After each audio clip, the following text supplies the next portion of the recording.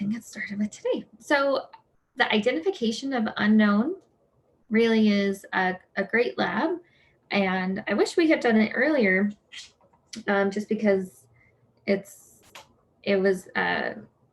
going to be using like growth media and things that we worked with much earlier in the semester.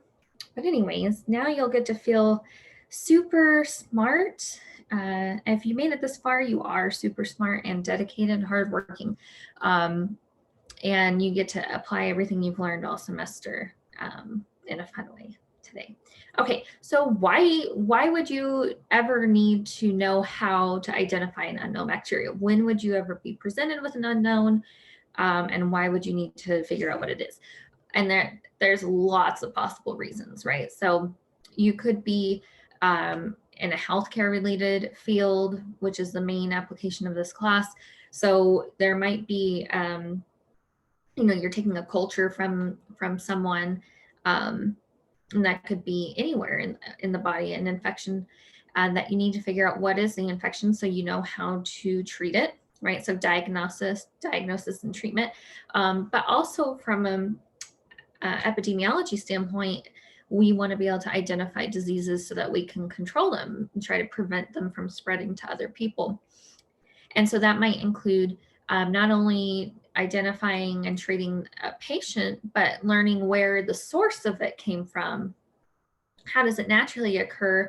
How does it spread from person to person? Also, you learned about different microbes that can produce different antimicrobial substances, which we can then utilize as medications. And also you learned that we can insert genes into microbes to get them to produce substances for us, such as insulin. And so all sorts of medicinal applications, right? And maybe you're not so concerned about these health related applications. You may still need to identify unknown bacteria if you're doing any type of environmental work. You want to understand the role that microbes play in their ecosystem, how microbes talk to each other and how that impacts other organisms bigger than microbes. You might have an environmental problem on your hands that you're trying to figure out how to solve.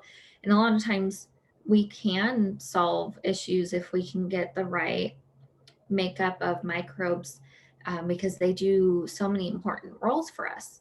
And additionally, we've been able to find microbes that can help with oil spill cleanups and other environmental issues that are maybe very isolated, not necessarily, I don't know, there's just so many different scenarios. I'm trying to give you ideas. Okay, food production, that's huge. How do you protect crops from getting eaten by different pests? How do you most efficiently grow the crop so that it's drought tolerant, heat tolerant, right, pest tolerant? How do you then preserve the food once it's been made so that it'll last as long as possible on the shelf or in somebody's fridge? And then there's a lot of industrial applications as well, such as like producing ethanol, not the drinking ethanol, but ethanol for industrial purposes. Okay, whew, that's a long list. Remember, all the way back to day one, you learned about all sorts of different applications of microbes. And so all of the reasons that you would study microbes will be valid reasons for why you would possibly need to identify an unknown. But in today's simulation and in the biggest application of, for this class would be to diagnose and treat. Okay, so how do you do that? How do you go about diagnosing what an individual is being infected with? Okay, sorry. There's a Zoom box that is in my way. Okay, here we go. Okay, so how do you go about the identification of the unknown bacteria? you will first, sorry, goodness, things are going haywire. Okay. Gram stain, it's always the first thing. You probably already knew that long before today. Remember, gram staining is a type of differential staining. We also have acid-fast, endospore, and capsule staining, which are also differential stains. You always do your gram stain first because it helps you know which things you need to do next. It is always your starting point. So you will either have gram positive, gram negative, or you might have gram variable. How do you know if you have gram variable? Because remember, you always do a positive and a negative control. So if your positive control comes out correct and your negative control comes out correct, but your sample it looks like it has some of both, it's variable, then you would know that you perhaps are working with an acid-fast organism, which doesn't gram stain very well, or even endospore or capsulated organism. And so then your next step would be to do one of these, and usually we would say do the capsule and the acid-fast. Well, you would just prep slides for all of those at the same time because it'd be easiest to just smear your bacteria onto a bunch of slides. Acid-fast is a little easier of a test than an endospore because, as you know, endospores are highly, highly resistant. And so you have to boil, essentially, you boil some water to make steam so that with the steam, you can get that stain through the endospore. It takes about 15 to 20 minutes to do that. Acid-fast, you're looking for the presence of mycolic acid. Biggest example you should know, tuberculosis, right? So tuberculosis is caused by Mycobacterium tuberculosis, and it's an acid-fast organism, which means it has mycolic acid in its cell wall. Okay. Next, so once you finish your differential staining, you're going to know from the gram stain, you're going to know if it's gram positive or gram negative. You're also going to know its morphology, right? What shape is it? Is it round? Is it cocci? Or is it rod-shaped bacillus or other, right? And so you get to learn quite a bit from the gram stain, which might help you know what you want to do next, or you might at the same time start running some cultures. So another thing about these differential stains is that you don't have to necessarily culture your organism if you already have a pure culture. So really, culturing technically is first to obtain a pure culture, right? So you do that streak plate method to get isolated colonies and you get your pure culture. And then you could do your gram stain and any other staining. And then you can also do other media, selective differential media. And then you can also do your biochemical tests. Biochemical tests, I'm not talking about selective and differential because we already talked about that. We had a lot of discussion about that in the past labs. Okay, and you can read up to refresh yourself in the theory tabs. But biochemical tests, we also touched on them a little bit, but only for carbohydrates. If you remember those tubes that could turn from red to orange to yellow, and that was due to fermentation of glucose, producing acidic byproducts and gas, and that changed the phenol red indicator from red to orange to yellow. And so that's one type of biochemical test, is to see, does the bacteria have the enzyme required or set of enzymes required to ferment glucose? And you can repeat that test.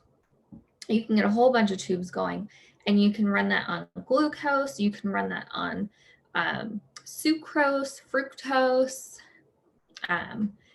all the different major sugars, right? And that will really help you start to narrow down what you're working with.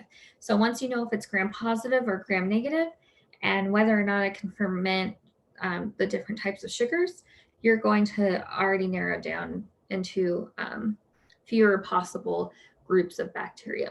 Okay, and then selective and differential media will help you also to narrow that down. And that's what we normally do in the microbiology on campus lab, is that we will do differential staining, and then we'll do different culture techniques of selective, differential, motility, and biochemical tests. And then just from that, you'll be able to identify what organism you have. Now, remember, biochemical tests, you're always asking, does the bacteria have the enzyme or enzymes to either utilize a particular nutrient as their, can they metabolize it? Can they eat it? Can they survive on just that type? Okay. So if you were testing its ability to use sucrose, you would not add glucose, right? So each of those carbohydrate tubes would contain just a single type of sugar so that you could know which one it can and cannot metabolize. Another question you might ask is, if I put in these particular ingredients in my media, will it be able to react and produce some particular product, change colors, make a precipitate, all sorts of possible products, okay? So biochemical tests, lots of different types of specialized media to let you know whether the bacteria has the ability to do something in particular with the special stuff that you added to the media. And sometimes there's follow-up reagents. So you grow it 24 to 48 hours, you observe it, and then sometimes you take samples and you add other reagents to see how it reacts.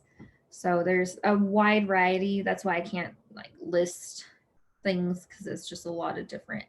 And in fact, in the simulation, they give you a small chart of examples of biochemical tests, which to you it might seem like a long list, but that's still only scratching the surface. Okay, and then if you were in a molecular biology lab, you would be able to do modern techniques utilizing antibodies, so doing immunoassays such as ELISA, which you saw a couple weeks ago, or nucleic acid-based assays, PCR, sequencing, or even hybridization tests, which you'll see in today's lab. You'll see a hybridization test, which is simply just having what they call probes, which are short sequences, and you have them on this, there's a plate, right? Remember, sequences of DNA are super tiny. So you can fit a lot of them onto a plate, and the computer knows the sequence in each spot on this plate. And then you run your sample over it and see if it can, complementary bind to any of those sequences that are on your plate. And then the computer analyzes it and tells you it reacted with, this, this, and that. So it could be this, or this type of bacteria. Okay. So that's actually a really quick and easy way, especially once you've narrowed it down with some differential staining, you would know which hybridization test to run. Of course, that's fancy, and you'd have to have all that technology available to you. And of course, we don't have that technology available to us at community college. Okay, mass spec, you've seen in a couple of labs already. We're not going to use it today, yay. But you are going to want to just know, like, mass spec is used to analyze peptides, right? Proteins. So if you wanted to learn about any of the proteins, maybe you're only interested in knowing if a sample contains a particular type of bacteria, which maybe has a unique peptide. So maybe you just only need to do that and you get a yes or no answer, right? So there's so many applications and ways to use different tests and to use things, a combination of things. But the differential staining and the different culture techniques are what we would do in person lab. And that will be the majority of today's lab. Okay, So in your Labster for the unknown bacterium, you're going to travel to an extraterrestrial planet where life has been found. So they call it an exoplanet, and I didn't write down the name of the exoplanet, but it doesn't matter. Anyways, so there are these creatures which they call fangs, and they have caught bacteria from the humans that have come to observe this planet. So normal natural microbiota that are on us that don't harm us, but they apparently can harm the life on this other planet that has never been exposed to them before. So you're going to collect a sample from a sick fang animal on this other planet, and then the simulation will collect other samples. So you will only work with one sample, and you'll run tests and you'll identify your sample. And then the simulation ran tests for the other samples, and you're going to interpret those results. And then you're going to see was the same organism, bacterial microbe, causing all of the illnesses, or did they vary? And then you report your findings, and you're done. Okay, so it's not too long of a simulation, and it's also not too tricky. So I think you'll like it. It's pretty fun. So any questions about identification of an unknown bacterium?